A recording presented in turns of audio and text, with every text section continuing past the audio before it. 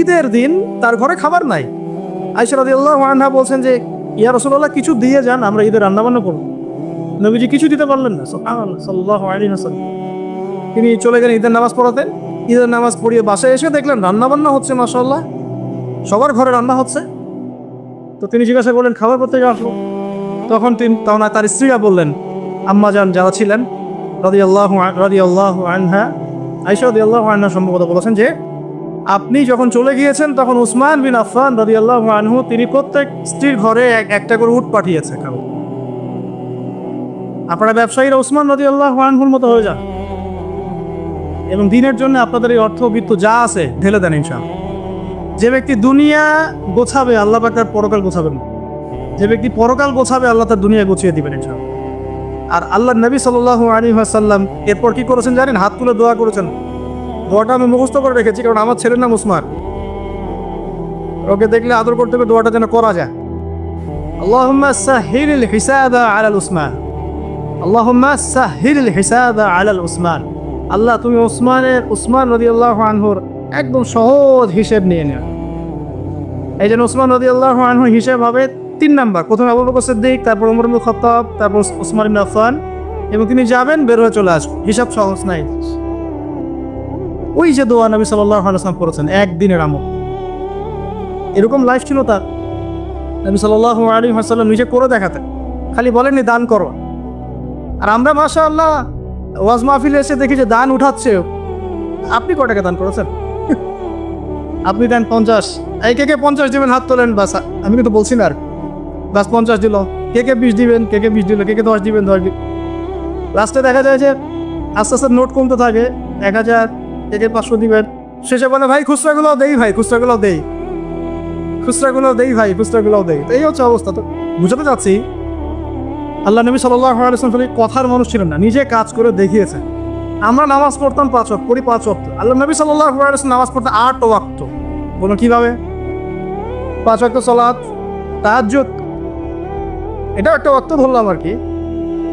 ইশরাক, চাশত, ইশরাক এবং চাশত, সালাতুদ দুহা, দেখ কটা হচ্ছে? 8টা হচ্ছে। এছাড়াও যখনই ওযু করতেন নামাজ পড়তেন, যখন সময় পেতেন নামাজ পড়তেন। তিলাওয়াত তিনি শুধু নিজেই করতেন এমন নয়, মানুষের তেলাওয়াত শুনতেন। আপনারা ওই হাদিস জানেন, তিরমিজিতে আছে, আব্দুল্লাহ ইবনে আব্বাস রাদিয়াল্লাহু আনহু তেলাওয়াত শুনতে শুনতে তার চোখ দিয়ে পানি হচ্ছে। তো বললে অনেক কথা বলা যাবে, মোট কথা হচ্ছে এমন একটা আমল নাই যেটা তিনি শুধু বলেছেন নিজে করেন। একদম তাসবিহ তাহলিল থেকে শুরু করে, জিকির আজকার থেকে শুরু করে জিহাদ দিন কায়েম পর্যন্ত শুধু বলেন নাই, করে দেখিয়েছেন। একটা আমলও তিনি শুধু বলেন নাই, করে দেখি। তার মানে আদর্শ নেতৃত্ব হতে হলে আমাদেরকে কথা শুধু বললেই হবে না, কাজ করে দেখাতে হবে। খালি বড় বড় গরম গরম রাজনৈতিক ভাষণ দিয়ে লাভ নাই, বরং কথা কাজ করে দেখাতে হবে। সমৃদ্ধি কাকে বলে, উন্নতি কাকে বলে, অগ্রগতি কাকে বলে, একটা নেশনের ডেভেলপমেন্ট কাকে বলে? শুধু মিলস, ইন্ডাস্ট্রিজ, ফ্যাক্টরিজ আর ফ্লাইওভার এগুলোর মানদণ্ড নয়। আপনি যদি ভুটানকে দেখেন, সেখানে এগুলো পাবেন না, আপনি ইন্ডাস্ট্রিয়াল রেভলিউশন পাবেন না, বাট তারা সুখী, হ্যাপি। তারা হ্যাপি, তারা কেউ না খেয়ে মরে, হ্যাপি। আমরা অনেক বড় বড় কথা বলি, অনেক কিছু বলি, আমি ওগুলো নিয়ে কনফ্লিক্টেও যেতে চাই না, তর্ক করতে যাচ্ছি না, কিন্তু আপনারাও জানেন ভালো করে কথা কাজে মিল নাই। এবং সত্যি কথা এটাই যে আমরা যা বলছি তা আসলে করছি, আমরা খেয়ানত করছি। আল্লাহর কাছে জবাব দিতে হবে, আল্লাহর কাছে জবাব দিতেই হবে। যেই হোক না কেন উপরে, যেই আসুক না কেন, তাকেই আল্লাহ পাক জিজ্ঞাসা করবেন, পুরো নেশনের হিসেব তাকে দিতে হবে। এটা খুব ডিফিকাল্ট। আবু যর রাদিয়াল্লাহু আনহুকে নবীজি বলতেন তুমি জীবনেও নেতৃত্ব চেয়ে নিও না, তোমাকে জোর করেও যদি দেওয়া হয়, তোমাকে এটা ছুরিবিহীন জবাই করে দেওয়া হয়েছে, তোমাকে ছুরিবিহীন জবাই করে দেওয়া হয়েছে। আমরা কত কত সমস্যা দেখবেন। এডুকেশন নিয়ে আপনাকে আল্লাহ পাক জিজ্ঞাসা করবেন, জাতিকে কি শিখিয়েছ? হ্যাঁ, ইসলামের খেদমত নিয়ে জিজ্ঞাসা করবেন, অর্থনীতি নিয়ে জিজ্ঞাসা করবেন, তোমার জাতিকে সুদমুক্ত করতে পেরেছিলে কিনা। আপনাকে আল্লাহ পাক জিজ্ঞাসা করেন প্রশাসনিক বিষয়গুলো নিয়ে, সততার সাথে প্রশাসন চালিয়েছ কিনা, না দুর্নীতি করেছ, কখনো ঘুষ খেয়েছিল কিনা, কখনো কি কলমের খোঁচায় কোনো মাজলুমকে শাস্তি দিয়েছ কিনা, কেউ জুলুম করে নাই তাকে শাস্তি দিয়েছ কিনা। এক একটা হিসেব না দিয়ে কেউ পার পাবে না। বিশ্বাস করেন, আমি যে এই যে উসমান রাদিয়াল্লাহু আনহু হিসেবে কথাটা বললাম না, তার আগেও 2টা লাইন আছে হাদিসের মধ্যে।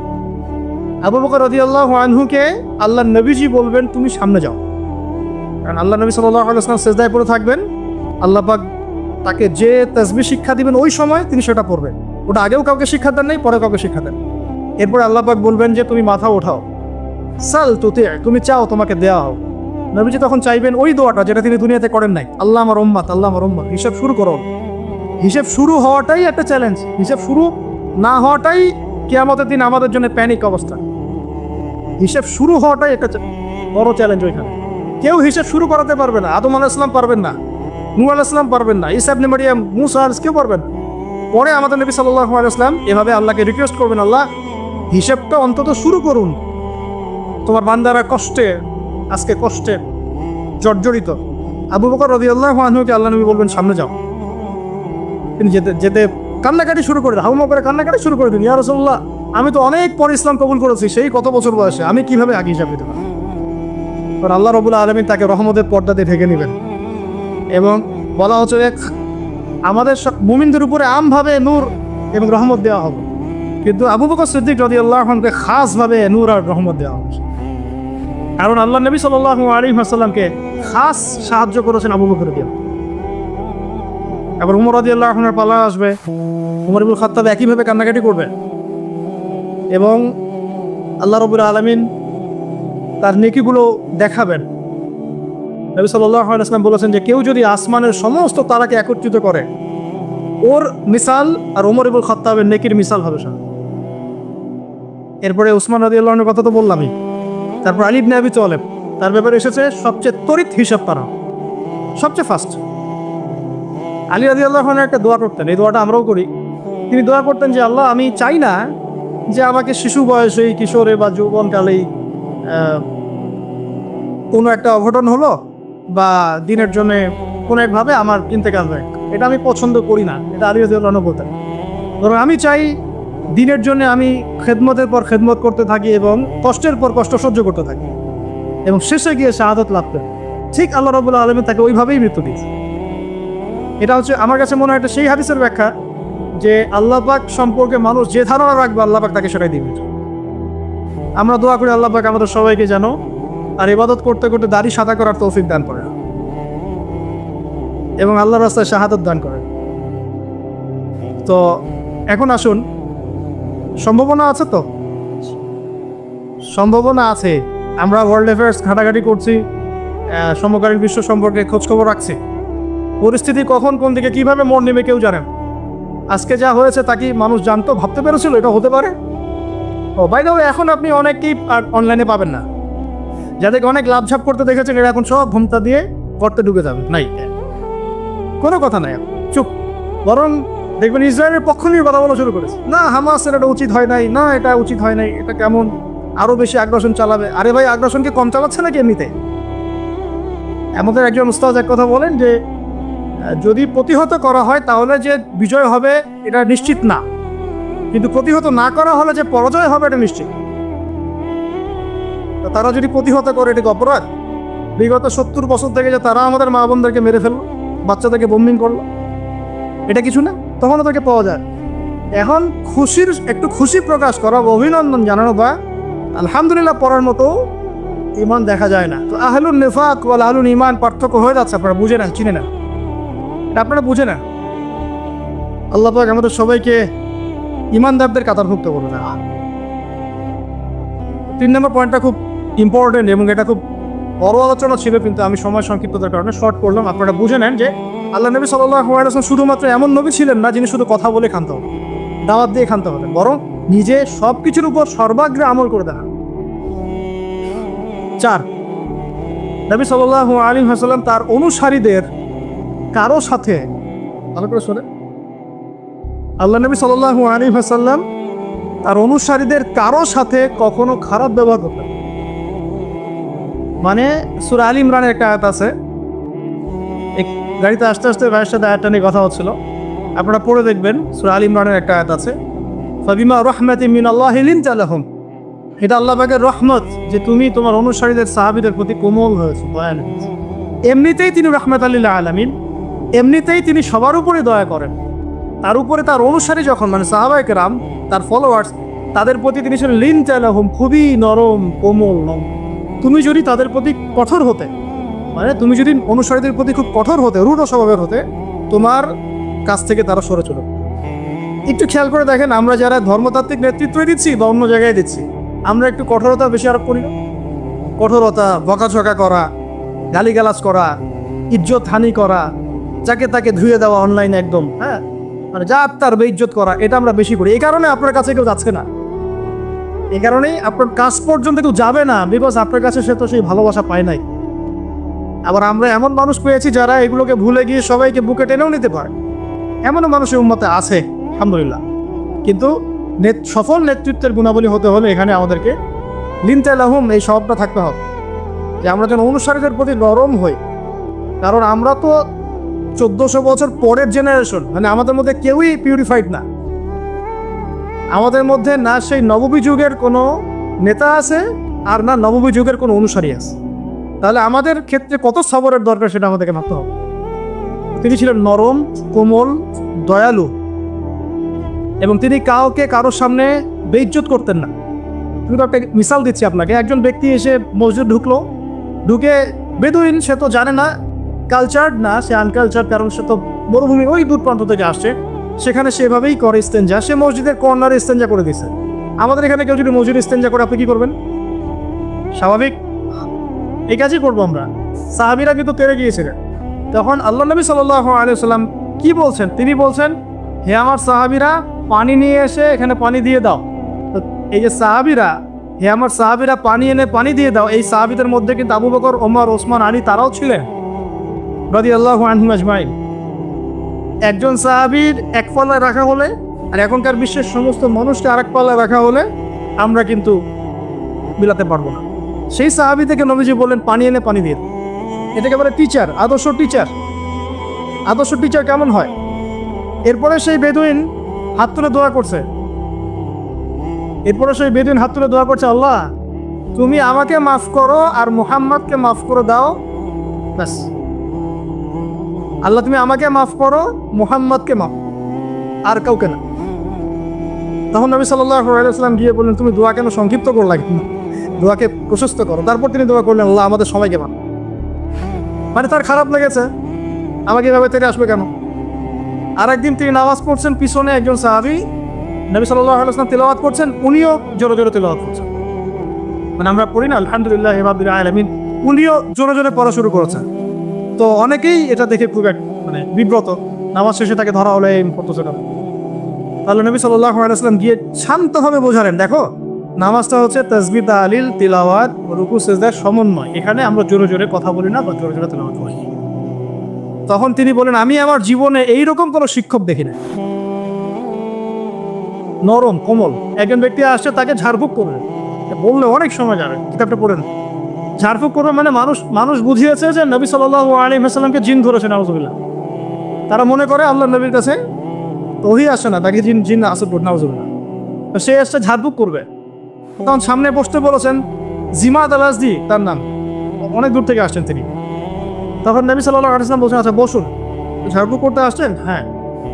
তো কথা শুরু করার আগে তিনি বলছেন, ইন্নাল হামদালিল্লাহ নাহমাদুহু ওয়া নাস্তাঈনুহু মান ইয়াহদিহিল্লাহু ফালা মুদিল্লা লাহু ওয়া মান ইউদ্লিল ফালা হাদিয়া লাহু ওয়া আশহাদু আল লা ইলাহা ইল্লাল্লাহ ওয়া আশহাদু আন্না মুহাম্মাদান আবদুহু ওয়া রাসূলুহু। এটা বললেন জিমাদ আল আজদি। তিনি বলছেন, কি বললেন আরেকবার বলেন দেখি। আরও একবার বললেন, কি বললেন আরেকবার বলেন দেখি। আরও একবার বললেন। তখন জিমাদ আল আজদি বলছেন যে আল্লাহর কসম, আমি তো এসেছিলাম আপনাকে ঝাড়ফুঁক করার জন্যে, কসম আল্লাহর, আপনি যে কথাগুলো বললেন মনে হচ্ছে এগুলো সাগরের গভীর থেকে উঠে আসছে। কারণ আমি জীবনে অনেক মানুষকে ঝাড়ফুঁক করেছি, অনেক পাগল সারিয়েছি, এরকম কালাম জীবনে আমি শুনি। মানুষ এভাবে ইসলাম পেয়েছে তার কাছ থেকে, এভাবে। সুবহানাল্লাহ। মানে এগুলো বলে আসলে ব্যাখ্যা আমি করতে পারছি না। খালিদ বিন ওয়ালিদ রাদিয়াল্লাহু আনহু নাম শুনেছেন? ইসলামের এগেইনস্টে তিনি যুদ্ধ করেছেন, উহুদের যুদ্ধ, ইসলামের এগেইনস্টে। এবং উমরা, যে হুদায়বিয়ার পরের যে উমরা, তার আগ পর্যন্ত তিনি কিন্তু ইসলাম কবুল করেন নাই। উমরা করতে এসে নবী সাল্লাল্লাহু আলাইহি ওয়াসাল্লাম বলেছিলেন, একটা চিরকুটে লিখে দিয়েছেন, খালি একজনকে তারা লিখিয়েছেন যে কতই না ভালো হতো যদি খালিদ তুমি ইসলাম কবুল করতে, এতটুকু। তার ভাই এই চিঠিটা তাকে পৌঁছে দিয়েছেন। এই একটা সেন্টেন্স খালিদ রাদিয়াল্লাহু আনহুর পরিচয়ের মধ্যে এমন প্রভাব বিস্তার করেছে নিজের পায়ে হেঁটে গিয়ে মদিনায় ইসলাম কবুল করেছে। আমর ইবনে আস রাদিয়াল্লাহু আনহু তিনিও তার সাথে ছিলেন। আর আমর ইবনে আস রাদিয়াল্লাহু আনহু যখন বলছেন যে ইয়া রাসূলুল্লাহ, আমরা ইসলাম কবুল করতে আসছি, আমরা অনেক গুনাহ করে ফেলেছি জীবনে আপনার বিরুদ্ধাচরণ করে, আল্লাহর কাছে দোয়া করেন আমাদেরকে যেন মাফ করে দেন। এভাবে তার ব্যবহার দিয়ে, তার চরিত্র দিয়ে, তার নম্রতা দিয়ে মানুষ ইসলামের প্রতি আকৃষ্ট হয়েছে। আপনি আর আমি যদি আমাদের প্রেক্ষাপটের সাথে মেলাই তাহলে কি দেখতে পাবো? সত্যি কি সেই চরিত্র আমাদের মধ্যে আছে, সেই নম্রতা, সেই বিনয়? আমরা তো একজন আরেকজনকে মানে যা ইচ্ছা তাই বলতে পারি, যা ইচ্ছা তাই, মানে বাবা মা ভাই বোন জ্ঞাতি গোষ্ঠী আত্মীয় স্বজন কিচ্ছু বাদ নাই, গালিগালাজ করে। এগুলো ফার্স্টে কি এই কারণেই তো দিন বিজয় হচ্ছে না। শুধুমাত্র আমাদের সাধারণ মানুষের কথা বাদ দেন, যারা দিনের রিপ্রেজেন্টেটিভ এইসব চেয়ার আমরা বসি, আমরা একে অপরের সাথে যে বিহেভটা করি এটা তো সাধারণ মানুষ জানে না। আমি জানি, আমি আবু তোহা আদনান জানি কি বিহেভ করা হয়, কিরকম বিহেভ। এই পর্যন্ত আমাকে সহ্য করতে হয়েছে না, আমি আসলে বলতে গেলে বেশি বলে ফেলবো, তখন আমার তাস্কিয়া নষ্ট হবে। এই জন্য আমি চুপ আছি, বলতে গেলে বেশি বলে ফেলতে পারি। তবে এগুলো কোনোটাই নববী আখলাক না, এগুলো নববীতে আখলাক নাই। নবী সাল্লাল্লাহু আলাইহি ওয়াসাল্লামের সিরাত সুন্নাতের সাথে কোনো মিল হয়। এই কারণেই মানুষ দেখবেন আস্তে আস্তে কোনো কোনো ক্ষেত্রে আমাদের থেকে দূরে সরে যাচ্ছে। আর নবী সাল্লাল্লাহু আলাইহি ওয়াসাল্লাম অনুসারীদের প্রতি এত কোমল রহমদিল ছিলেন। সুবহানাল্লাহ, একজন সাহাবী একটা কুফরি কালিমা পড়ে আসছেন, তাকে প্রচণ্ড নির্যাতন করা হয়েছে, তার নাম আম্মার ইবনে ইয়াসির রাদিয়াল্লাহু আনহু। জোর করে একটা কালিমা আদায় করা হয়েছে, বল মুহাম্মদ ভালো না, বল মুহাম্মদ ভালো না সাল্লাল্লাহু আলাইহি ওয়াসাল্লাম। মার কিন্তু কঠিন জিনিস। এগুলো বললে অনেকে ইমান চাঙ্গা হয়, অনেকে ঠিক বলেন। দুটা মায়ের পিঠের উপর পড়লেই আর দেখবেন সব শেষ। কঠিন বিষয় এগুলো, খুব কঠিন। যাদের এই অভিজ্ঞতা নাই তাদেরকে সব বলেও লাভ নাই। যাই হোক, বাই দ্য ওয়ে, তো এই সাহাবী তখন বলে ফেলেছেন একটা কথা, মারে সহ্য করতে না পারে বলে ফেলেছেন। আর কাঁদতে কাঁদতে দৌড় দিয়ে তিনি নবী সাল্লাল্লাহু আলাইহি ওয়াসাল্লামের কাছে গেলেন, কোথায় আল্লাহর রাসূল, আমাকে নিয়ে চলো, আমি তার পা চুম খাবো ইত্যাদি। সূরা নাহলে এই একটা আসছে সম্ভবত, না আসলে না। তো একটা হচ্ছে এরকম যে যাদের মন ইমানে পরিপূর্ণ তাদেরকে যদি জোর করে এরকম কোনো কথা আদায় করা হয়, এতে তাদের কোনো ইমানের ক্ষতি হবে না। আম্মার বিন ইয়াসির রাদিয়াল্লাহু আনহু সম্পর্কে এরকম একটা আয়াত নাযিল হয়েছে। আমি বলতে চাচ্ছিলাম যে এত মহব্বতের মানুষ ছিলেন তিনি, তার কাছে যে কোনো দুঃখ কষ্ট শেয়ার করা যেত। নিজের সমস্যা, নিজের দুঃখ, নিজের কষ্ট, নিজের অসহায়ত্ব তার কাছে শেয়ার করা যেন তিনি মনে হতো তিনি আপন কেউ, আমাদের সবচেয়ে আপন মানুষ, সবচেয়ে প্রিয় কেউ, সবচেয়ে মহব্বতের, যার কাছে মন খুলে কথা বলা যায়, যার উপর ভরসা করা যায়, যার কাছে দোয়া নিলে সমস্যা কেটে যায়। আর তিনি এমন একজন মানুষ ছিলেন যার কাছে গেলে সমস্ত প্রেশার, পেইন রিলিফ হয়ে যেত। অনেক সাহাবী, আমাদের টাইম লিমিটেশন দেওয়া হয়েছে, অনেক সাহাবী শুধু বাসায় যেতেন আবার ফিরে আসতেন তাকে একবার দেখার জন্য। বাসায় যেতেন আবার ফিরে আসতেন, উকি মেরে দেখতে আসতেন কেমন দেখে আসেন। আপনি এখনো রওজায় যান মদিনায়, দেখবেন আপনার বারবার জিয়ারত করতে ইচ্ছা করে, আরেকবার দেখে আসি, আরেকবার সালাম দিয়ে আসি। তাহলে জীবিত থাকতে তিনি কেমন ছিলেন এটা তার বলার অপেক্ষা রাখে, এখনো মনে হয় যে আমরা তাকে পেলে তার পা ধরে চুমু খাইতাম, হাত ধরে চুমু খাইতাম, কপালে চুমু খাইতাম, জড়ায় ধরতাম, ইয়া রাসূলুল্লাহ, উম্মার আজকে এই অবস্থা, ইয়া রাসূলুল্লাহ, আমাদের আজকে এই অবস্থা। আমরা তো এরকম করতাম, পাগল হয়ে যেতাম। তখন এখন চিন্তা করেন, আমরা যারা দিন নিয়ে এভাবে চলছি, চলাফেরা করছি, আমরা অন্যায় করছি, জুলুম করছি, দুর্নীতি করছি, দিনের ইলম শিখছি না, উম্মার বিভক্তি বাড়াচ্ছে, আমরা কোন মুখ নিয়ে তার সামনে দাঁড়াবো? আমরা কি সত্যিই আমাদের মধ্যে অনেস্টি নিয়ে তার সামনে দাঁড়াতে পারবো? আল্লাহ নবী যদি বলেন যে কোরআন শিখে আসছি নাকি, আমার সুন্নতে আমল করছো কি, হালাল কি খাইছিলা, কোরআনটা যে রেখে আসছিলাম পড়েছিলা কি, মানুষকে দিনের দাওয়াত দিয়েছিলা কি, ইত্যাদি ইত্যাদি, আমরা কোন প্রশ্নের উত্তর দিতে পারবো? তোমাকে আল্লাহ আমার উম্মতের শাসক করেছিল, তুমি কি আমার উম্মতকে সৎ পথে চালিয়েছিলে? তুমি কি ওমরের উত্তরসূরি হতে পেরেছিলে, নাকি দাজ্জালের উত্তরসূরি হয়েছে? আমরা কি আনসার দিব? জাস্ট আপনাদেরকে ভাবার নসিহত করছি, জাস্ট ভাববেন, এগুলো ভাবলে অনেক উত্তর পেয়ে যাবেন এবং তখন দেখবেন নিজের মধ্যে পরিবর্তন আসবেন। সব খালি ভাবতে হয়। আমাদের ক্রিটিক্যাল থিঙ্কার্স দরকার, যারা বিচক্ষণ চিন্তাবিদ, এরকম মানুষ দরকার। 4টা বলেছি না 5টা? 4টা, আচ্ছা 5টা দিয়ে শেষ করে যাই। হ্যাঁ, আচ্ছা লাস্ট 5টা হচ্ছে, দেখুন একটু রিমাইন্ডার দেই, নবী হওয়ার আগের নববী আখলাক আমরা সবাই লালন করবো ইনশাআল্লাহ। 2 নাম্বার, ইলমের চর্চা, ধারক বাহক হওয়া, মানুষকে দিনের ইলম শেখানো এবং সেই ইলম অনুযায়ী নিজে আমল করা। আমল করে দেখানো, নিজে আগে দৃষ্টান্ত স্থাপন করো, ঠিক আছে? আর তারপর 4 নম্বর বলেছি, তিনি সব অনুসারীদের প্রতি খুব কোমল, নরম এবং রউফ ছিলেন। এত কোমল, নরম, রউফ যে কিয়ামতের মাঠে তিনি তার দোয়াটাকে স্থগিত রেখেছেন আমাদের সুপারিশের জন্য করবেন ইনশাআল্লাহ। আর ইনশাআল্লাহ তার সুপারিশ পাওয়ার পরে কবিরা গুনাহগার এই উম্মতের মানুষরাও জান্নাতে চলে যাবে ইনশাআল্লাহ। কবিরা গুনাহ করলেও এই উম্মতের মানুষরা জান্নাতে যেতে পারবে ইনশাআল্লাহ, যদি তাদের কালিমা তাওহীদটা ঠিক থাকে, ঠিক আছে? 5 নাম্বারটা দেই, যে শেষ করে দিই, সেটা হলো তিনি অনুসারীদেরকে ঐক্যবদ্ধ রাখতে বদ্ধপরিকর থাকতেন। অনুসারীদের মাঝে কোনো রকম বিশৃঙ্খলা, বিভক্তি যেন সৃষ্টি না হয়, এরকম সফল নেতা ছিলেন মুহাম্মদ সাল্লাল্লাহু আলাইহি ওয়াসাল্লাম। কারণ আপনি যখনই বিভক্তির দিকে চলে যাবেন, কোনোভাবেই আর এই জাতিটাকে নিয়ে আপনি বিজয় অর্জন করতে পারবেন। তো খেয়াল করে দেখেন, না এখানে না নবী সাল্লাল্লাহু আলাইহি ওয়াসাল্লামের সময় কোন আনসার মুহাজির বিভক্তি ছিল, দলাদলি ছিল না। একদিন খালি একটু কনফ্লিক্ট হয়ে গেছে মদিনায়, তাই না?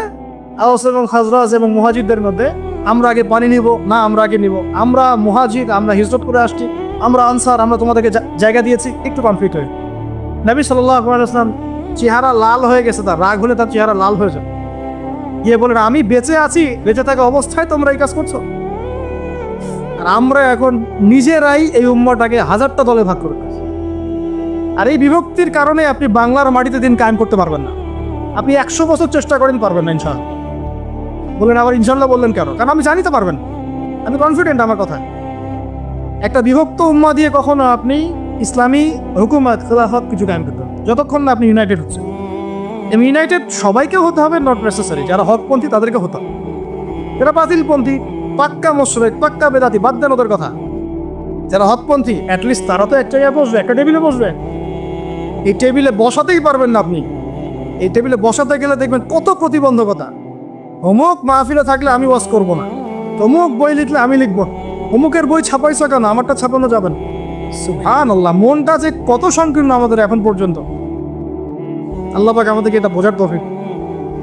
আল্লাহ নবী সাল্লাল্লাহু আলাইহি ওয়াসাল্লাম অনুসারীদের মধ্যে খুব ইউনিটি বজায় রাখতেন, কোনোভাবেই যেন তাদের মধ্যে কোনো রকম বিশৃঙ্খলা না সৃষ্টি হয়। আর এটা বজায় রাখার স্বার্থে তিনি অনেক সময় কেউ অপরাধ করলেও এটাকে পাশ কাটিয়ে এড়িয়ে যেতেন, কারোর নাম ধরে সরাসরি তাকে আঘাত করতেন না, বরং মিম্বরে উঠে বলতেন কিছু কিছু মানুষ এই কাজ করছে, এই কাজ দূর করা ঠিক নয়, কাউকে আঘাত করতে না সরাসরি। একজন সাহাবীর নাম জানেন, হাতেব ইবনে আবি বালতা, নাম শুনেছেন আপনি? সাহাবী, বদর যুদ্ধ করেছেন রাদিয়াল্লাহু আনহু। নবী সাল্লাল্লাহু আলাইহি ওয়াসাল্লাম মক্কা অভিযান পরিচালনা করবেন, এটা গোপন একটা চিঠিতে লেখা আছে, কিন্তু কেউ জানে না। আল্লাহ নবী ডিপ্লোমেসি নিয়ে আমি কাকে কথা বলবো চান, তিনি অনেক বিচক্ষণ একজন মানুষ ছিলেন, অনেক ডিপ্লোম্যাটিক ছিলেন। তিনি কাউকে জানতে দেন নাই, বুঝতে দেন নাই যে মক্কা আমরা আক্রমণ করতে যাচ্ছি, ঠিক আছে? তো একটা চিঠির মধ্যে হাতেব ইবনে আবি বালতা তিনি লিখে দিয়েছেন, মক্কায় তার পরিবার আছে, যে এরকম আক্রমণ হতে পারে, তোমরা একটু সাবধানে, বুঝেন না? তো এখন এই চিঠিটা একটা মেয়েকে দিয়ে পাঠিয়ে দেওয়া হচ্ছে। তো জিবরাইল আলাইহিস সালাম এসে তো খবর দিয়ে দিয়েছেন। আল্লাহ, সুবহানাল্লাহ। এবার আল্লাহ নবী সাল্লাল্লাহু আলাইহি ওয়াসাল্লাম আলী রাদিয়াল্লাহু আনহুকে বলছে, যাও ওই যে ওইখানে একটা মহিলা পাবা, ওকে ধরবা, যদি ও না দেয়, স্বেচ্ছায় না দেয়, ওর কাপড় খুলে হলো ওকে ওটা বের করবো। প্রয়োজনে এরকম ইনিশিয়েটিভ নেওয়া জায়েজ আছে শরীয়তে। আলী ইবনে আবি তালেব গিয়ে বলছেন যে দাও, চিঠি দাও। হাতেব ইবনে আবি বালতা, চিঠি দাও। সে বলছে নাই, আমার কাছে চিঠি নাই। বলে চিঠি না দিলে কিন্তু এখানে তোমাকে নগ্ন করে একদম বের করবো সবকিছু। তো ভয়ে সে চিঠি দিয়ে দিয়েছে। তো এখন এই যে আপনার একটা অপরাধ কিনা, এটা রাষ্ট্রীয় অপরাধ কিনা, এটা আপনি রাষ্ট্রীয় সেন্সে চিন্তা করেন, একটা অপরাধ না? এটা গোপন তথ্য আপনি আগে নথিপত্র ফাঁস করলেন কেন? যে বলে না গোপন নথিপত্র ফাঁস হয়ে গেল। নবী সাল্লাল্লাহু আলাইহি ওয়াসাল্লামের কাছে অনেকে হাতেব ইবনে আবি বালতা রাদিয়াল্লাহু আনহু সম্পর্কে নেগেটিভ কথা বলা শুরু করল। যা রাসূলুল্লাহ তাকে শাস্তি দেওয়া দরকার, তাকে এই করা দরকার, সেই করা দরকার। এর মধ্যে ওমর রাদিয়াল্লাহু আনহু ছিলেন, এবং তো অগ্রগামী এগুলো। তো নবীজি বললেন, না, সে আমাদের একজন, এবং সে একজন বদরি সাহাবী। আর তুমি কি জানো না, যারা বদরের যুদ্ধ করেছে তাদের সব আগের পিছের গুনাহ মাফ হয়ে গেছে। তো আল্লাহর নবী কিন্তু তাকে ধমক দিতে পারতেন। আমরা হলে কি করতাম? এত বড় একটা অভিযান চালাবো, তুমি এই কথা আগে বলে দিলে কেন? কিচ্ছু বললেন, বরং সমস্যাটাকে সলভ করলেন। আর হাতেব ইবনে আবি বালতা নিজেই বুঝতে পারলেন, ইস্তেগফার করতে লাগলেন। বরং তিনি কি করেছেন? তিনি সারা জীবন দোয়া করেছেন, আল্লাহ আমি যে সেদিন একটা অপরাধ করে ফেলেছিলাম, আল্লাহ আমাকে শাহাদাতের মৃত্যু দিও যাতে করে আমার এই ঋণটা শোধ হয়ে যায়। আল্লাহ পাক তাকে সেই মৃত্যু দিয়েছেন। আরেকটা আছে আল্লাহুম্মা সাল্লি আলা মুহাম্মাদিন ওয়া সাল্লিম, এটা সংক্ষিপ্ত। আর যদি আপনার সামনে নবীর নাম উচ্চারণ করা হয় বলবেন সাল্লাল্লাহু আলাইহি ওয়াসাল্লাম। অথবা সবচেয়ে সেরা দরুদ হচ্ছে দরুদ ইব্রাহিম, আল্লাহুম্মা সাল্লি আলা মুহাম্মাদ ওয়া আলা আলি মুহাম্মাদ কামা সাল্লাইতা আলা ইব্রাহিম ওয়া আলা আলি ইব্রাহিম ইন্নাকা হামিদুম মাজিদ। আল্লাহুম্মা বারিক আলা মুহাম্মাদ ওয়া আলা আলি মুহাম্মাদ কামা বারাকতা আলা ইব্রাহিম ওয়া আলা আলি ইব্রাহিম ইন্নাকা হামিদুম মাজিদ। এটা প্রথম আমল জুমার দিনে করবেন। এছাড়া প্রত্যেক দিন সকালে 10 বার এবং সন্ধ্যায় 10 বার করে দরুদ পড়বেন। তাহলে কি হবে? ইনশাআল্লাহ তাআলা আপনি, আমি, আমরা সবাই কিয়ামতের মাঠে নবী সাল্লাল্লাহু আলাইহি ওয়াসাল্লামের সুপারিশ পেয়ে যাব ইনশাআল্লাহ। সুপারিশ সম্পর্কে একটা হাদিস শুনিয়ে দেই, যথেষ্ট হবে ইনশাআল্লাহ। নবী সাল্লাল্লাহু আলাইহি ওয়াসাল্লাম বলেছেন, আমার উম্মতের যে ব্যক্তি, যে কোনো ব্যক্তি, নারী পুরুষ, সাদা কালো, বাঙালি, পাকিস্তানি, আফগান, সিরিয়ান, যেখানকার মানুষ হোক না কেন, যে কোনো ব্যক্তি, সে যদি শিরিক না করে মারা যায়, আল্লাহর সাথে শিরিক করে নাই, এই অবস্থায় মারা গেছে, নবী সাল্লাল্লাহু আলাইহি ওয়াসাল্লামের সুপারিশ তার উপর ওয়াজিব হবে ইনশাআল্লাহ। ইনশাআল্লাহ সে জান্নাতে যাবে যদি শিরিক না করে মারা যায়। অন্য যে কোনো পাপ আল্লাহ যাকে ইচ্ছা মাফ করতে পারে। আল্লাহ পাক আমাদেরকে শিরিক মুক্ত আমল করার তৌফিক ইনায়াত করুন, আমিন। জুমার দিনে দ্বিতীয় আমল হচ্ছে আপনাকে সূরা কাহফ তেলাওয়াত করতে হবে। এটা খুবই ইম্পর্টেন্ট একটা আমল। জুমার দিনে সূরা কাহফ অবশ্যই তেলাওয়াত করবেন। যদি পুরোটা তেলাওয়াত করতে নাও পারেন, কমপক্ষে প্রথম 10 আয়াত, শেষের 10 আয়াত তেলাওয়াত করবেন। ফজিলত, আল্লাহ রাব্বুল আলামিন আপনাকে মাসিহুদ দাজ্জালের ফিতনা থেকেও বাঁচাবেন ইনশাআল্লাহ। আর এখন আমরা দাজ্জালের ফিতনা যুগেই বাস করছি, কোনো সন্দেহ নাই। প্রতিটা সেক্টরেই ফিতনা আছে, প্রতিটা সেক্টর। এই যুগে বসবাস করে যে ব্যক্তি মনে করে যে আমি ফিতনামুক্ত একটা পরিবেশে বসবাস করছি, এর চেয়ে অন্ধ ব্যক্তি পৃথিবীতে আর কেউ নাই। আপনি আল্লাহর নূর দিয়ে দেখেন, আপনি দেখবেন প্রতিটা সেক্টরেই ফিতনা, প্রতিটা সেক্টর। হোক সেটা কালচার, হোক সেটা এডুকেশন, হোক সেটা ইকোনমি, পলিটিক্স, ওয়ার্ল্ড অ্যাফেয়ার্স, পরিবার, যে কোনো জায়গায় দেখবেন ফিতনা, প্রত্যেকটা জায়গায় ফিতনা। এই ফিতনার যুগে বসবাস করে যদি আমরা নিরাপদ থাকতে চাই, তাহলে সূরা কাহফকে তেলাওয়াত করতে হবে। কমপক্ষে প্রথম 10 আয়াত এবং শেষ 10 আয়াত। আল্লাহ পাক তৌফিক ইনায়াত করুন, আমিন। আরেকটা আমল বলবো জুমার দিনে, সেটা হলো যে জুমার দিনে বেশি বেশি দোয়া করবেন আল্লাহর কাছে, কারণ এই দিনে 2টা সময় আছে, এই সময় দোয়া কবুল হয়ে যাবে ইনশাআল্লাহ তাআলা। আরেকটা আমল বলতে চাই, যদিও সেটার সময় আপনাদের আজকে চলে গেছে, সেটা হলো জুমার দিনে যে ব্যক্তি সকাল সকাল গোসল করে, আমি আরেকদিন খুতবায় বলেছিলাম, সকাল সকাল গোসল করে, আর্লি মর্নিং মসজিদে চলে আসে, আতর সুগন্ধি ব্যবহার করে, উত্তম কাপড় পরে, সবচেয়ে সেরা কাপড়টা পরে। মসজিদে আসার সময় আমরা দেখি যে সবচেয়ে নর্মাল কাপড়টা পরে আসে, এটা ঠিক নয়। আমরা এখানে আল্লাহর সাথে সাক্ষাৎ করতে এসেছি। আপনাকে যদি আপনার গার্লফ্রেন্ড এখনই ডাকে কফি হাউসে, আপনি সবচেয়ে সেরা পোশাকটা পরে যাবেন, তাই না ভাই? তার মানে যাওয়ার অভ্যাস আছে। বা কোনো বিশেষ ব্যক্তি যদি আপনাকে ডাকে, এমপি হোক, মন্ত্রী হোক, বা কোনো ব্যারিস্টার, কোনো স্যার, কোনো জজ, আপনাকে একটা কনভারসেশনের জন্য ডাকলো, আপনি সবচেয়ে সেরা পোশাকটা পরে যাবে, তাই না? আপনার সামর্থ্য অনুযায়ী সবচেয়ে সেরা পোশাক পরতে হয় মসজিদে আসার সময়। খুযু যিনাতাকুম ইনদা কুল্লি মাসজিদ, আল্লাহ পাক বলেছেন প্রত্যেকবার যখন মসজিদে আসবে তখন সেরা পোশাকটা পরে আসবে। জুমার দিনে সবচেয়ে উত্তম পোশাক পরে আসবেন। আসার পর সকাল সকাল গোসল করে সুগন্ধি ব্যবহার করে পায়ে হেঁটে যে ব্যক্তি আসে এবং ইমামের এই যে কাছাকাছি বসে, ইমামের কাছাকাছি বসার পরে খুতবা মনোযোগের সাথে শ্রবণ করে এবং খুতবার মাঝখানে কোনো কথা বলে না, কাউকে ডিস্টার্ব করে না। এরপর ইমামের সাথে নামাজ আদায় করে। এই ব্যক্তির আমল নামায় যে নেকি লেখা হবে, নবীজি বলছেন সে যে প্রত্যেক পদক্ষেপ ফেলে এখানে এসেছে, তার বিনিময়ে, একটা পদক্ষেপের বিনিময়ে 1 বছরের নফল রোজা আর 1 বছরের নফল তাহাজ্জুদের নেকি তার আমল নামে লিখে দেওয়া হবে। এই কাজগুলো আমরা জুমার দিন খুব সহজেই করতে পারি। আল্লাহ পাক আমাদের জুমাকে মূল্যায়ন করার তৌফিক দান করুন। আর দেখবেন আমরা জুমাটাকে উপলব্ধি করি কিভাবে, এনজয় করি কিভাবে। এই দিনে বিয়ের অনুষ্ঠান, এই দিনে পার্টি, এই দিনে ডিজে, এই দিনে অমুক, এই দিনে সাউন্ড বক্স বাজতেছে, এই দিনে পিকনিক, এই দিনে বনভোজন। জুমার দিনের ফজিলতটা যে অনেক বেশি, এটা শয়তান আপনাকে দুনিয়ার চাকচিক্য দিয়ে ভুলিয়ে দিয়েছে। দুনিয়ার চাকচিক্য দিয়ে শয়তান আপনাকে জুমার ফজিলতটা ভুলিয়ে দিয়েছে। মনে রাখবেন, যত কাজ জুমার দিনের বাইরে, জুমার দিনটা হচ্ছে আমাদের সংস্কৃতি, ইবাদত করার সংস্কৃতি। একটা কথা মনে পড়লো, বলে ফেলি, যে একটা বিষয়ে মাথায় ঘুরপাক খেত সবসময় ছোটবেলা থেকে, যে আল্লাহ পাক ইসলাম কেন নাজিল করলেন, মানে ইসলাম আমাদেরকে দিয়েছেন কেন আল্লাহ রাব্বুল আলামিন। আমরা জানি এটা কমপ্লিট কোড অফ লাইফ, সব বিষয়ের সমাধান আছে, এভরিথিং ইজ অল রাইট, কিন্তু একটা মনের শান্তি পাওয়ার মতো উত্তর পাচ্ছিলাম না। উত্তরটা আমরা এই বয়সে এসে বুঝতে পারছি, সেটা হচ্ছে আল্লাহ পাক আমাদেরকে দ্বীন ইসলাম দিয়েছেন কি জন্য জানেন? যাতে আমরা জীবনটাকে উপভোগ করতে পারি। জানেন, যাতে করে আমরা জীবনটাকে উপভোগ করতে পারি এবং জীবনটা উপভোগ করে পরকালেও জান্নাত পেতে পারি। এখানকার প্রত্যেকটা হেদায়েত যেটা আল্লাহ দিয়েছেন ইসলামে, প্রত্যেকটা উপভোগ্য। দেখবেন, আপনি ইসলামী পরিবার গড়েন, পরিবারটা আপনার সুকুন শান্তির জায়গা হবে। ইসলামী সমাজ গড়েন, সমাজটা শান্তির হবে। ইসলামী অর্থনীতি মেনে চলেন, দেখবেন আপনি ইকোনমিক লাইফে ভালো আছেন। ইসলামিক পোশাক পরেন, আপনি হ্যান্ডসাম থাকবেন। নবীর মতো ঘুমান, আপনার শরীর ভালো থাকবে। তার মতো খান, শরীর ভালো থাকবে। প্রতিটা বিষয় দেখবেন লাইফকে এনজয় করার জন্য দেওয়া হয়েছে। ইসলামের বাইরে গেলেই এমন কিছু আমাদের মধ্যে ঢুকে যাবে যেটা আমাদের দুনিয়াও ক্ষতি করবে, পরকালকেও নষ্ট করবে। আল্লাহ পাক আমাদের হেফাজত করুন, আমিন। তো এই জুমার দিন আজকে পড়ে গেছে, আমরা জুমার দিনটাকে কাজে লাগানোর চেষ্টা করব। আল্লাহ পাক আমাদের সবাইকে তৌফিক এনায়েত করুন। আরেকটা বিষয় আজকে জড়িয়ে গেছে, সেটা হলো আরাফার দিন। আজকে জানেন আপনারা যে আজকে আরাফার দিন, এবং হাজিরা আলহামদুলিল্লাহ আজকে আরাফার মাঠে সমাবেত হয়েছেন। এবং এই দিন সংক্রান্ত কিছু কথা বলে আমি সামনে দিকে যাচ্ছি। প্রথম যে বিষয়টা বলবো, যে এই দিনটার কসম আল্লাহ পাক কোরআনে করেছেন। এটা একটু আগে আমি বললাম, শাহিদি ওয়া মাশহুদ ওয়াল ফাজরি ওয়া লায়ালিন আশর ওয়াশ শাফঈ ওয়াল ওয়াতর, জোর এবং বিজোরের কসম। এখানে জোর বলতে বোঝানো হয় কুরবানির ঈদকে, অর্থাৎ এই যেটা ঈদ উল আজহার দিন, আর বিজোর বলতে বোঝানো হচ্ছে এই আজকের দিনটাকে, আরাফার দিন। আর ওয়াশাহিদ মানে জুমা, মাশহুদ মানে আরাফা। কোরআনের মধ্যে আল্লাহ পাক এই আরাফার দিনকে কেন্দ্র করে শপথ করেছেন।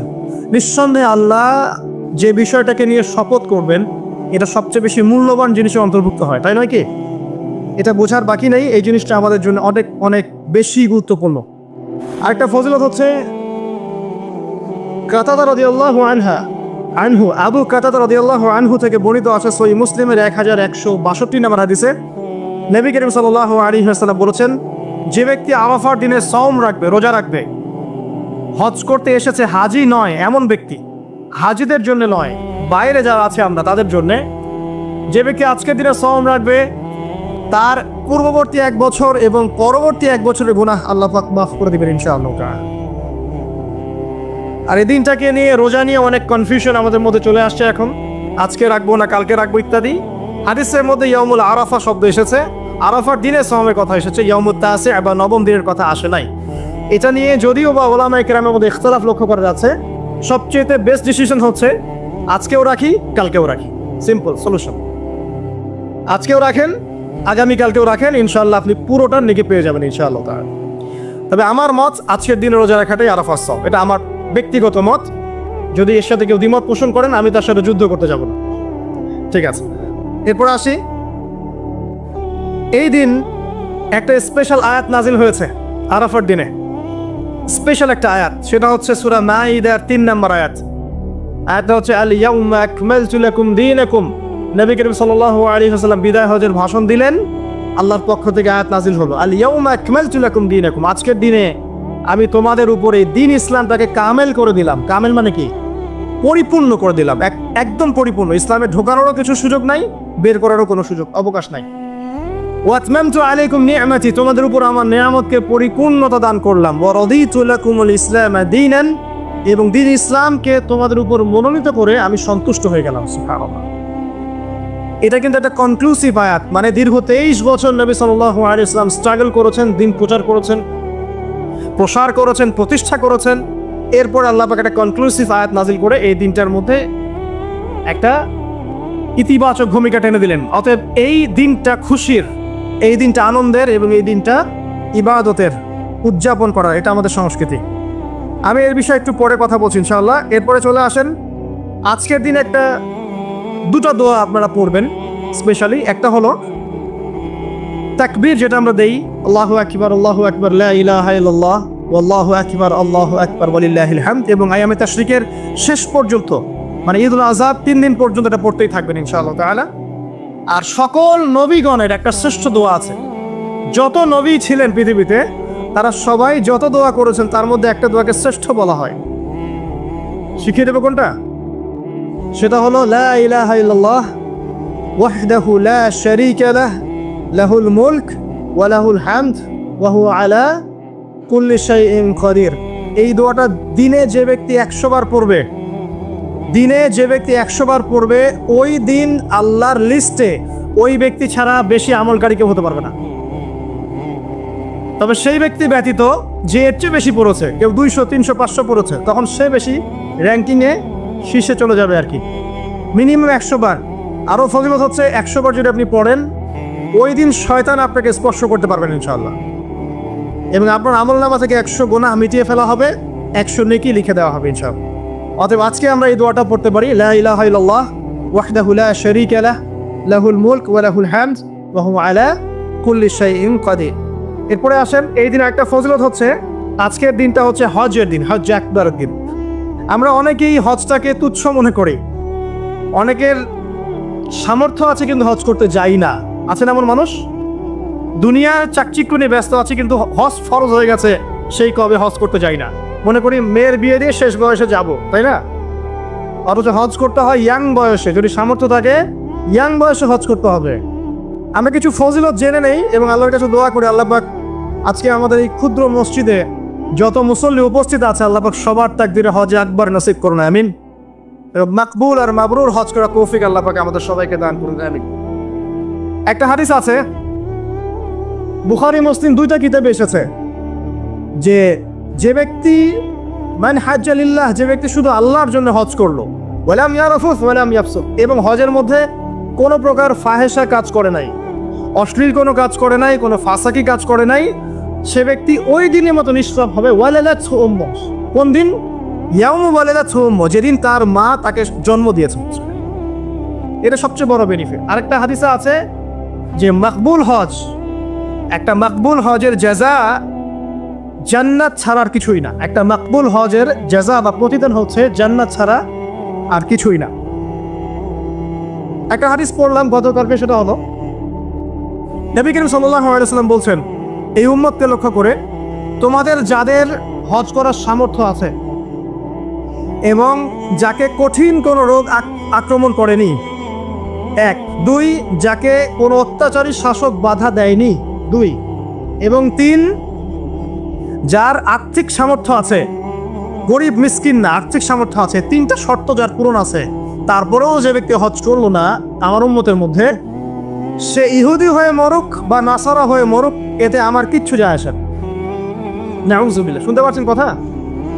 হজের সামর্থ্য আছে, রোগ নাই, অর্থনৈতিক সামর্থ্য আছে, কোনো শাসক তাকে বাধাও দিচ্ছে না, এরপরেও সে হজ করলো না, নবীজি বলছেন এ ইহুদি হয়ে মারা যাক বা নাসারা হয়ে মারা যাক, এতে আমার কিচ্ছু যায় আসে না। নাউযুবিল্লাহ। তারপরে শোনেন, 3 শ্রেণীর মানুষ আল্লাহ রাব্বুল আলামিনের মেহমান। 3 শ্রেণীর মানুষ আল্লাহ পাকের মেহমান। 1 নাম্বার হচ্ছে গাজী। গাজী মানে কি? ইসলামের জন্য যুদ্ধ করেছে, অন্য কোনো জন্য নয়, দিন ইসলামের জন্য যুদ্ধ করেছে, বিজয় লাভ করেছে, নাম কি? গাজী। এই ব্যক্তি আল্লাহর মেহমান। যেমন আবু বকর সিদ্দিক, ওমর, ওসমান, আলী রাদিয়াল্লাহু আনহুম, তারা ইসলামের জন্য যুদ্ধ করেছিলেন না, তারা তখন গাজী হিসাবে বেঁচেছিলেন। ঠিক আছে? 2 নাম্বার হচ্ছে মুতামির, মানে ওমরাকারী, যে ব্যক্তি ওমরা করতে গিয়েছে সে আল্লাহর মেহমান। আর 3 নাম্বার এই যে হাজি, যে ব্যক্তি হজ করতে গিয়েছে সে আল্লাহ পাকের মেহমান। আমাদের একটা কর্তব্য আছে, এটা একটা হাদিসে এসেছে, নবী করিম সাল্লাল্লাহু আলাইহি ওয়াসাল্লাম বলেছেন ইদা লাকিতাল হাজ, যখন তুমি কোনো হাজির সাথে দেখা করবে, সাক্ষাৎ পাবে, ফাসাল্লিম আলাইহি, তখন তাকে সালাম দিও, এবং তার সাথে মোসাফা করবে। তার সাথে কি করবে? মোসাফা করবে। এখন 1 হাতে না 2 হাতে এই তর্কে যাওয়ার দরকার নেই, মোসাফা করেন। 1 হাতে বললে 1 হাতে করেন, 2 হাতে বললে 2 হাতে করেন, এটা তর্ক করার দরকার নেই, মোসাফা করেন। ঠিক আছে? মানে আমরা তো তর্কের শেষ নাই, যে কোনো ইস্যু পাইলেই তর্ক। আরাফা নিয়ে তর্ক, তারাবি নিয়ে তর্ক, ঈদের তাকবীর নিয়ে তর্ক, হ্যাঁ, রাকাত সংখ্যা নিয়ে তর্ক, মোসাফা নিয়ে তর্ক, বাকি রাখছে কি সেটা জানি না। আর এই তর্কগুলো করতে করতে দেখবেন ইসলামের বেসিক জিনিসগুলোই নাই, গায়েব। ইসলামী না আছে খেলাফা, ইসলামী না আছে ইমারা, না আছে ইউনাইটেড কোনো ইসলামিক কমিউনিটি, না আছে ইসলামিক কোনো ইকোনমিক্সের বেস, না ইসলামিক কোনো মিডিয়া, না ইসলামিক কোনো কিছুই না। যা আছে প্রটেস্ট্যান্ট ভার্সন, মানে নামাজ রোজা হজ জাকাত এগুলাই। আর এগুলো নিয়ে আমরা এখন তর্ক করছি। ব্যক্তি পর্যায়ে দিন আছে, বাকি বাইরে আর দিন নাই। মসজিদের মধ্যে আসবে পাক্কা নামাজি, মসজিদ থেকে বের হয়ে গেল সুদখোর। তো আল্লাহ হেফাজত করুক আমাদেরকে। আমাদের বড় বড় ইস্যুগুলো নিয়ে বেশি কথা বলা উচিত। মুসাফা এক হাতে হবে না 2 হাতে, এর জন্য কি জান্নাত জাহান্নামের ফয়সালা হয়ে যাবে? তাই মনে হয় আপনাদের? সুবহানাল্লাহ। একজন বলছে ইশারা করতে হবে তাশাহুদে এভাবে, আরেকজন বলছে একটু নড়াতে হবে। এই মাসআলাটার জন্য কি আপনার জান্নাত জাহান্নামের ফয়সালা হয়ে যাবে মনে হচ্ছে আপনার? অথচ আকীদার ঠিক নাই, এদিকে আমলের ঠিক নাই, অর্থনৈতিক জীবনের ঠিক নাই, মুআমালাতের ঠিক নাই, সম্পত্তি বন্টন মিরাসের ঠিক নাই, এগুলো ঠিক নাই। এবং আল্লাহর জমিন, আল্লাহর দিন বাস্তবায়নের কোনো চেষ্টাই নাই, অথচ এগুলো নিয়ে ব্যস্ত হয়ে আছে। আল্লাহ তাকে আমাদের বিচক্ষণতা দান করুন, দূরদর্শিতা দান করুন, আমিন। আসুন, মুসাফা করতে বলেছেন নবীজি, তারপরে বলবেন যে মুরহু, তাকে আদেশ করুন। এখানে আদেশ মানে হচ্ছে অনুরোধ করুন, তাকে আদেশ করুন বা অনুরোধ করুন, আইয়াস্তাগফিরুল্লাহ, সে যেন তোমার জন্য ইস্তেগফার করে। কে? যে ব্যক্তি হজ করে এসেছে, হাজি, তাকে সালাম দিবেন, মুসাফা করবেন, দিয়ে বলবেন যে ভাই আপনি আমার জন্য দোয়া করেন। কারণ ফাইন্নাহু মাগফুরুল্লাহ, কারণ সে ব্যক্তি একজন ক্ষমাপ্রাপ্ত মানুষ। তবে একটা বিষয়, মানুষের সম্পদ আত্মসাৎ করে সুদের টাকা দিয়ে, ঘুষের টাকা দিয়ে, প্রতারণা, বাটপাড়ি, দুর্নীতির টাকা দিয়ে হজ করতে গিয়ে কতটুকু মাগফুর হয়ে আসা যাবে, এটা একটা প্রশ্নবিদ্ধ বিষয়। তো এই বিষয়গুলোকে ক্লিয়ার করে হজ করতে যাওয়া উচিত। আল্লাহ পাক আমাদেরকে তৌফিক এনায়েত করুন, আমিন। এই দিনের একটা প্রতিশ্রুতি আছে। কি প্রতিশ্রুতি? আয়েশা রাদিয়াল্লাহু আনহা থেকে সহিহ মুসলিমে এসেছে এবং জাবের রাদিয়াল্লাহু আনহু থেকে ইবনে হিব্বানের 3853 নম্বর হাদিস এসেছেন। আল্লাহ রাব্বুল আলামিন এই দিনে হাজিদেরকে দেখে বলেন, যারা আরাফার মাঠে এসেছেন তাদেরকে দেখে বলেন যে আমার এই বান্দারা দূর দূরান্ত থেকে সফর করে এখানে এসেছে। ওদের চেহারাগুলো তাকিয়ে দেখো, ক্লান্ত, ক্লিষ্ট, চুলগুলো এলোমেলো, পরিশ্রান্ত।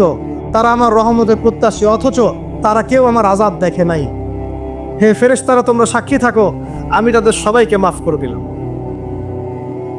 এবং নবী সাল্লাল্লাহু আলাইহি ওয়াসাল্লাম বলছেন যে আজকের দিনে যত মানুষকে আল্লাহ পাক জাহান্নাম থেকে মুক্তি দিবেন, অন্য কোনো দিনে এত মানুষকে আল্লাহ পাক মুক্তি দিবেন না। আল্লাহ পাক আমাদেরকে সবাইকে জাহান্নাম থেকে মুক্তি দান করুন, আমিন। তো শেষ যে বিষয়টার দিকে টাচ করে আমি কনক্লুশন দিকে যাবো, সেটা হলো উম্মতে মুহাম্মাদির জন্য আজকের দিনের মধ্যে স্পেশাল কি বলেন তো? এটা হচ্ছে আমাদের মূল পয়েন্ট। আজকের দিনে ফজিলত জানলাম, আমরা আমলগুলো জানলাম, সব ঠিক আছে, কিন্তু আমাদের জন্য আসলে স্পেশাল কি জিনিস?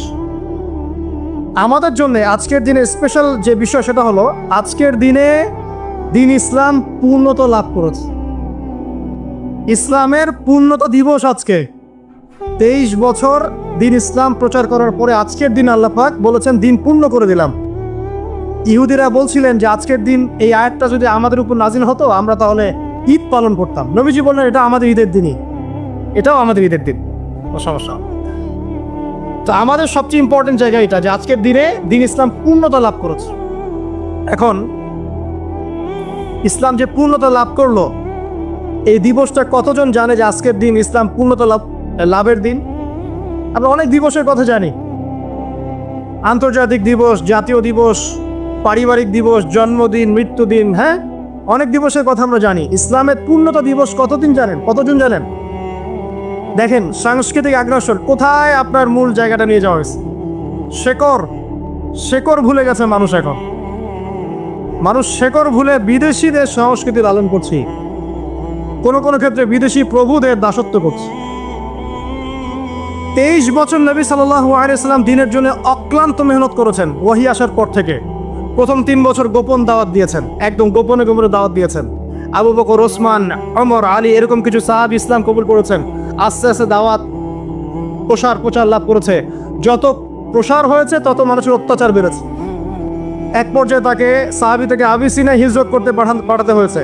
তারপর তিনি তায়েফে গিয়েছেন, ওখান থেকে রক্তাক্ত হয়ে মক্কায় এসেছেন। আবার সেখান থেকে ইয়াসরিব, মদিনায় গিয়েছেন। ইয়াসরিবের মানুষ ইসলাম কবুল করেছিল। তারা নবী সাল্লাল্লাহু আলাইহি ওয়াসাল্লামকে আশ্রয় দিলেন, সাহাবীদেরকে আশ্রয় দিলেন। নবীজি সেখানে গিয়ে একটা ইসলামিক কমিউনিটি করলেন, মসজিদে নববী করলেন, সেখানে অর্থনীতি স্ট্রং করলেন, সেখানে একটা ইমারা গঠন করলেন, সেখানে একটা জামা গঠন হলো। এরপরে যখন মুশরিকরা তাদেরকে আক্রমণ করতে শুরু করলো, তখন বদরের যুদ্ধ হয়ে গেল। তারপর উহুদ, তারপর খন্দক, তারপর আপনার এই যে হুদাইবিয়া, খাইবার, হতে হতে চলতে থাকলো। এক পর্যায়ে পররাষ্ট্রনীতি অ্যাপ্লাই করলেন, রোমের সম্রাটকে দাওয়াত দিচ্ছেন, মিশরের মুকাউকিয়াসকে দাওয়াত দিচ্ছেন, পারস্যের খসরুকে দাওয়াত দিচ্ছেন, সব জায়গায় দাওয়াতি কাজ ছড়িয়ে পড়তে লাগলো। 23 বছর অক্লান্ত পরিশ্রম। এক পর্যায়ে এই যে শেষে, একদম জীবনের শেষ পর্যায়ে এসে তিনি বিদায় হজ করলেন। একটাই হজ করেছেন তিনি, নবী সাল্লাল্লাহু আলাইহি ওয়াসাল্লাম একটা হজই করেছেন জীবনে। এবং সেই হজের দিন যখন এই ভাষণ তিনি দিচ্ছেন, তখন আল্লাহ পাক এই আয়াতটা নাজিল করে দিনটাকে পরিপূর্ণতা দান করলেন। আজকের দিনের মূল শেকড়টা কোথায় বুঝতে পারছেন? এই 23 বছরের দাওয়াতি জীবনের পরিসমাপ্তি এখানে।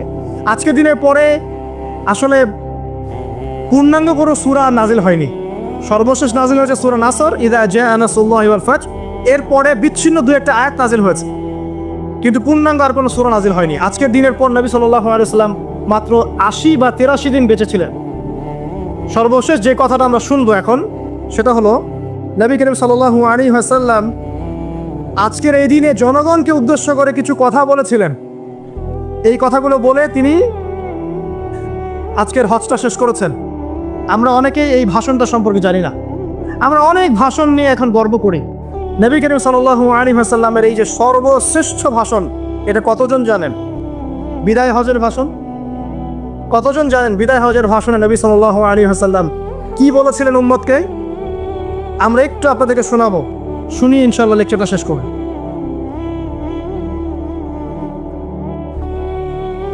নবী করিম সাল্লাল্লাহু আলাইহি ওয়াসাল্লাম আজকের এই দিনে 31টা বিষয়ে উম্মতকে নির্দেশ দিয়েছেন। 31টা বিষয়, সবগুলো বলার সময় পাওয়া যাবে না, আমি কয়েকটা কথা বলছি। খুব ভালো হতো যদি আমি অ্যারাবিকটা বলার পরে বাংলাটা বলার সময় পেতাম। আমার হাতে 5 মিনিট সময় আছে, কারণ অ্যারাবিকটার যে ভাব গাম্ভীর্যটা বাংলা আসলে আসবে না। তারপরে আমি চেষ্টা করছি। নবী করিম সাল্লাল্লাহু আলাইহি ওয়াসাল্লাম সবার সামনে দাঁড়িয়ে দীর্ঘ 23 বছর অক্লান্ত পরিশ্রম করে দাওয়াতি মিশন কমপ্লিট করার পরে সবাইকে সমবেত করে একটা হজ করলেন। হজ করার পরে তিনি গুরুগম্ভীর কণ্ঠে বলছেন, হৃদয়ের সমস্ত আবেগ বের করে দিয়ে বলছেন, হে জনগণ, আইয়ুহান নাস, হে জনগণ, আমি জানি না আজকের পর তোমাদের সাথে আমি কখনো মিলিত হতে পারবো কিনা। একটু চিন্তা করেন, সাহাবীরা সামনে দাঁড়িয়ে আছেন, নবীজি দাঁড়িয়ে এই কথাটা বলছেন, হে জনগণ, আমি জানি না আজকের পরে আমি তোমাদের সাথে মিলিত হতে পারবো কিনা। অতএব যে ব্যক্তি আজকে আমার এই কথাগুলোকে স্মরণ রাখবে, সে যেন অন্যের কাছে এই কথাগুলো পৌঁছে দেয়। হতে পারে যার কাছে পৌঁছে দেওয়া হচ্ছে সেই এই কথাগুলোকে বেশি সংরক্ষণ করতে পারবে। আল্লাহ পাক তার প্রতি রহম করুন যে আমার এই কথাগুলোকে অন্যের কাছে পৌঁছে দিবে। নবীজির ভাষণ। এরপর নবীজি বলছেন, জেনে রাখো, নিশ্চয়ই তোমাদের পরস্পরের, মুসলিমদের পরস্পরের সম্পদ, পরস্পরের রক্ত, পরস্পরের এই যে জান, মাল, ইজ্জত, এগুলো একে অপরের জন্য হারাম। মুসলিমদের পরস্পরের রক্ত, পরস্পরের ইজ্জত, সম্মান একে অপরের জন্য হারাম। এর হানি করা একে অপরের জন্য হারাম। ঠিক যেমন আজকের এই দিন হারাম, এই শহর হারাম, এই মাসও হারাম। নবী করিম সাল্লাল্লাহু আলাইহি ওয়াসাল্লাম বলছিলেন, জেনে রাখো 3টা বিষয়ে যেন তোমাদের অন্তর কখনো খেয়ানত না করে। 3টা বিষয়ে তোমাদের অন্তর যেন কখনো খেয়ানত না করে। 1, তোমরা যে কাজটাই করবা শুধু আল্লাহ পাকের সন্তুষ্টির জন্য করবে। তোমরা যে কাজই করবে শুধু আল্লাহর সন্তুষ্টির জন্য করবে। তোমাদের শাসক বর্গের কল্যাণ কামনা করবে। তোমাদের শাসক বর্গের কল্যাণ কামনা করবে। 3 নাম্বার, মুসলিমদের জামাতকে আঁকড়ে ধরে রাখবে। মুসলিমদের ইউনাইটেড কমিউনিটিকে আঁকড়ে ধরে থাকবে। এই 3টা বিষয় পালনের ক্ষেত্রে তোমাদের অন্তর যেন খেয়ানত না করে। এদিন সূর্য ঢলে যাওয়ার পরে নবী সাল্লাল্লাহু আলাইহি ওয়াসাল্লাম আরো বললেন, শুনে রাখো হে মানব জাতি, এটা ভালো করে শোনেন, শুনে রাখো হে মানব জাতি, নিশ্চয়ই আমি মুহাম্মদ সাল্লাল্লাহু আলাইহি ওয়াসাল্লাম জাহেলি যুগের যত কুপ্রথা আছে সমস্ত কুপ্রথাকে আমার পায়ের তলে পিষ্ট করে গেলাম। জাহেলি যুগে কি ছিল ভাই? শিরিক ছিল, সুদ ছিল, মাদক ছিল, নারীর অবমাননা ছিল, কন্যা সন্তানকে দাফন করা হতো, রক্তক্ষয়ী, হানাহানি, মারামারি, কাটাকাটি ছিল। এগুলো সব কিছুকে আমি আমার পায়ের তলে দাফন করে গেলাম। এটা কি দাফন হয়েছে? তিনি বলছেন, নিশ্চয়ই আমি জাহেলি যুগের সুদকে আমার পায়ে তলে পিষ্ট করে যাচ্ছি। সর্বপ্রথম যার সুদ আমি পৃষ্ঠ করছি তিনি হচ্ছেন আব্বাস ইবনে আব্দুল মুত্তালিব, আমার চাচার সুদ। নিজের পরিবার থেকে দৃষ্টান্ত স্থাপন করলেন। তিনি আরো বললেন, হে উপস্থিত জনগণ, তোমরা মেয়েদের ব্যাপারে সতর্ক থাকবে এবং তোমাদের স্ত্রীদের ব্যাপারে সতর্ক থাকবে, তাদের হকের ব্যাপারে সতর্ক থাকবে, কেননা তোমরা তাদেরকে আল্লাহর কালিমার মাধ্যমে হালাল করে নিয়েছো, অতএব তাদের ব্যাপারে তোমরা সতর্ক থাকবে। তোমাদের উপর তাদের হক হচ্ছে তোমরা যা খাবে, যা পরবে, তাদেরকেও তাই খাওয়াবে, তাই পরাবে। আর তাদের উপর তোমাদের হক হচ্ছে তারা তোমাদের বিছানায় এমন কাউকে আসতে দিবে না যাদেরকে তোমরা পছন্দ কর। নবী করিম সাল্লাল্লাহু আলাইহি ওয়াসাল্লাম আরো বলছেন, এই দিন আইয়ুহান নাস, মানব জাতি, তারাকতু ফিকুম আমরাইন, জেনে রাখো আমি তোমাদের সামনে মাত্র দুটো বস্তু ছেড়ে গেলাম। কয়টা বস্তু? লান তাদিল্লু মা তামাসসাকতুম বিহিমা, তোমরা কোনোদিন পথভ্রষ্ট হবে না যতদিন এই দুটা বস্তুকে আঁকড়ে ধরে থাকবে। কিতাব আল্লাহ, আল্লাহর কিতাব, ওয়া সুন্নতে নবীহি, এবং তার নবীর সুন্নাহ। তিনি আরো বললেন, আল মুসলিম, জেনে রাখো প্রকৃত মুসলিম সে ব্যক্তি মান সালিমাল মুসলিমুনা মিন লিসানিহি ওয়া ইয়াদিহি, যে ব্যক্তির হাত এবং জবান থেকে অন্য মুসলিম নিরাপদ থাকে সেই ব্যক্তি হচ্ছে প্রকৃত মুসলিম। আল মুহাজির, আর প্রকৃত মুহাজির সে ব্যক্তি মান হাজারা মা নাহাল্লাহু আন, আল্লাহ পাক যা নিষেধ করেছেন সেখান থেকে যে দূরে থাকে সেই ব্যক্তি প্রকৃত মুহাজির, মানে হিজরতকারী। তিনি আরো বললেন, মনে রেখো আমি তোমাদের সবার আগে হাউজে কাউসারে চলে যাব, সুবহানাল্লাহ, এবং সেখানে আমি তোমাদের জন্য অপেক্ষা করতে থাকবো। অতএব শোনেন, অতএব তোমরা আমার চেহারাকে কালিমালিপ্ত করো না, মানে আমার চেহারায় কালিমালিপ্ত করো না, আমার নাম নষ্ট করে দিও না। আমি তোমাদের সংখ্যাধিক্য দেখে আল্লাহর কাছে গর্ব করব, আমাকে তোমরা অপমানিত করো না। আজকে কি আমরা তার দায়িত্ব পালন করে উম্মাহ হতে পেরেছি? নবীজি বলেছেন, তা আমার চেহারাকে কালিমালিপ্ত করো না, সুবহানাল্লাহ। তিনি বলছেন, ওই সময় কিছু মানুষ থেকে আমি মুক্ত হয়ে যাব আর কিছু মানুষ আমার থেকে মুক্ত হয়ে যাবে। বলা হলো, কারা ইয়া রাসূলুল্লাহ? তিনি বলছেন, আল্লাহ পাককে আমি বলবো, ইন্নাহুম মিন্নি, হে আল্লাহ এরা আমার উম্মাহ, এরা আমার উম্মত, আমার সাহাবী। আল্লাহ পাক বলবেন, ইন্নাকা লা তাদরি মা আহদাসা বা'দাক, তুমি জানো না হে নবী, তোমার মৃত্যুর পর এই মানুষগুলো, পরবর্তী মানুষগুলো তোমার দিনের মধ্যে কত বেদাত সংযোজন করেছিল। তিনি আরো বলেছিলেন, হে জনগণ, জেনে রাখো প্রত্যেক পরিবারের জন্য প্রতি বছর একটা করে পশু জবাই করার বিধান, প্রত্যেক পরিবারের জন্য, সামর্থ্যবান পরিবারের জন্য প্রত্যেক বছর একটা করে পশু জবাই করার বিধান রয়েছে। তিনি আরো বললেন, মনে রাখো একজনের অপরাধের শাস্তি আর একজন কখনো পাবে না, আর বাবার দোষে ছেলে কখনো দুষ্ট হবে না, ছেলের দোষে বাবাও কখনো অপরাধী হবে না। তিনি আরো বললেন, জেনে রাখো এই মানব জাতি, নিশ্চয়ই শয়তান এই বিষয় থেকে নিরাশ হয়ে গেছে যে তোমরা শয়তানের ইবাদত করবে। শয়তান নিরাশ হয়ে গেছে, কিন্তু শয়তান নিরাশ হয়নি একটা বিষয় থেকে, যে তোমরা একে অপরে হানাহানি, কাটাকাটি, ফিতনা, ফাসাদে ব্যস্ত থাকবে, যেমনটা এখন আমরা করছি। আমরা কিন্তু সরাসরি কখনো শয়তানের ইবাদত করছি না, করছি? মুসলিমরা এখন পরস্পরে হানাহানি, কাটাকাটি, ফাসাদে লিপ্ত আছে। তিনি আরো বললেন যে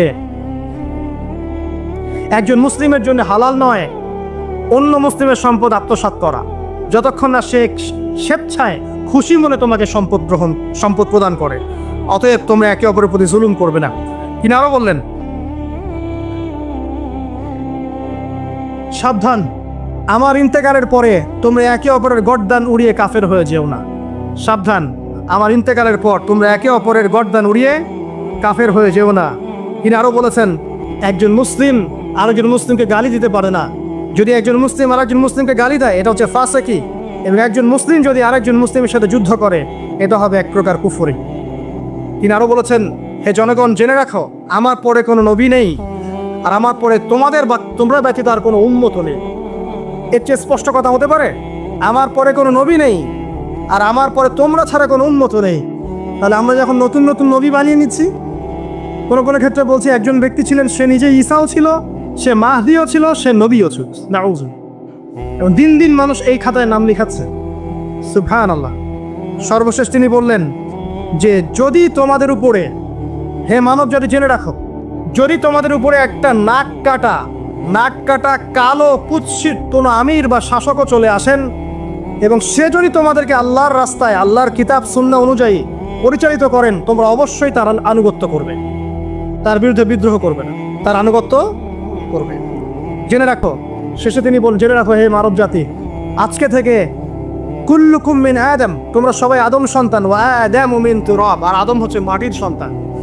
আরবের উপর অনারবের, অনারবের উপর আরবের, সাদার উপর কালোর, কালোর উপর সাদার, লালের উপর কালোর অথবা কালোর উপর লালের কোনো রকম প্রাধান্য নাই। ইল্লা তাকওয়া, শুধু তাকওয়া ব্যতীত। যে ব্যক্তি বেশি মুত্তাকি সে আল্লাহর কাছে বেশি মর্যাদার অধিকারী হবে ইনশাআল্লাহ তাআলা। সর্বশেষ তিনি আঙ্গুলটা উঁচু করলেন, নিজের শাহাদাত আঙ্গুল উঁচু করে আকাশের দিকে তাকালেন, এরপর জনগণের দিকে তাকালেন, তাকিয়ে বললেন যে তোমাদের ব্যাপারে, হে জনগণ, তোমাদের ব্যাপারে আমাকে আল্লাহ জিজ্ঞাসা করবেন। ফামা আনতুম কাইলুন, তোমরা ওই সময় কি বলবে আমার সম্পর্কে? তখন সাহাবীরা বললেন, আমরা বলবো যে আপনি বাল্লাগতা রিসালাতাক, আপনি আপনার রিসালাত পৌঁছে দিয়েছেন, ওয়া জামানাতাক, আপনার আমানত পূর্ণ করেছেন, ওয়া নাসাহতা উম্মাতাক, এবং আপনি আপনার উম্মতকে নসিহত করেছেন। এরপরে তিনি আকাশে থেকে তাকিয়ে বললেন, আল্লাহুম্মা ফাশহাদ, হে আল্লাহ আপনি সাক্ষী থাকেন। আল্লাহুম্মা ফাশহাদ, হে আল্লাহ আপনি সাক্ষী থাকেন। আল্লাহুম্মা ফাশহাদ, হে আল্লাহ আপনি সাক্ষী থাকেন যে আমি আমার দায়িত্ব পৌঁছে দিয়েছি। এরপরে নাজিল হলো আল ইয়াউমা আকমালতু লাকুম দীনাকুম ওয়া আতমামতু আলাইকুম নি'মাতি ওয়া রাদিতু লাকুমুল ইসলাম দীনা। এই হলো বিদায় হজ, আজকের এই আরাফার প্রেক্ষাপট। আমরা কতজন এটা নিয়ে চিন্তা করেছি?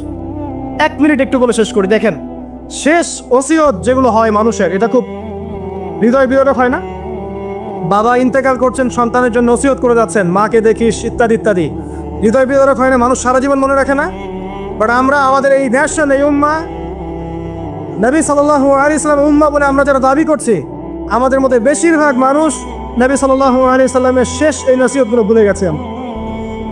নসিহতগুলোর মধ্যে সবচেয়ে ইম্পর্টেন্ট ছিল শিরক থেকে দূরে থাকা, সুদ থেকে দূরে থাকা, মুসলিম ভেদাভেদ না করা, শাসকের কল্যাণ কামনা করা, বিদ্রোহ না করে শাসককে উত্তম নসিহত করা। এবং আরেকটা হাদিসে তিনি বলেছিলেন 5 ওয়াক্ত সালাত আদায় করবে, সাওম পালন করবে, রমজান মাসে সাধ্যমতো সাদাকা করবে, মুসলিমদের জামাত আঁকড়ে ধরবে, ইনশাআল্লাহ হাসতে হাসতে জান্নাতে প্রবেশ করবে। আও কামা ক্বালা আলাইহিস সালাম। জাহেলি যুগের সমস্ত প্রথা ছেড়ে দেওয়া ছিল আজকের দিনের মূল মর্ম, আমরা ছাড়তে পারছি না। সুদ ছেড়ে দেওয়া ছিল মূল মর্ম, ছাড়তে পারছি না। শিরক থেকে বের হতে পারছি না। বেদাতীদের ব্যাপারে ধমক দেওয়া হয়েছে, বেদাত ছাড়তে পারছি না। খেয়াল করে দেখেন, মুসলিম হানাহানি কাটাকাটি এখনো ছাড়তে পারছি না। ইভেন ধর্মতাত্ত্বিকভাবে আমরা বহু দল এবং উপদলে বিভক্ত হয়ে গেছে, কারোর সাথে কারো ঐক্য নাই। সব মিলিয়ে নবী সাল্লাল্লাহু আলাইহি ওয়াসাল্লামের শেষ ওসিয়তগুলো, কিতাব এবং সুন্নাহ আঁকড়ে ধরা, এটা আমরা সবাই আঁকড়ে ধরতে পারছি না। আজকের এই দিবসগুলো এই জন্যই আল্লাহ পাক বারবার ফিরিয়ে দেন, যাতে করে এগুলো নিয়ে আলোচনা হয়, আমরা এগুলো জানতে পারি এবং আমল করতে পারি, এই চেতনাগুলো লালন করতে পারি, নিজেরাও শিখি, পরিবারকেও শেখাই, আগামী প্রজন্মকেও শেখাই ইনশাআল্লাহ তাআলা।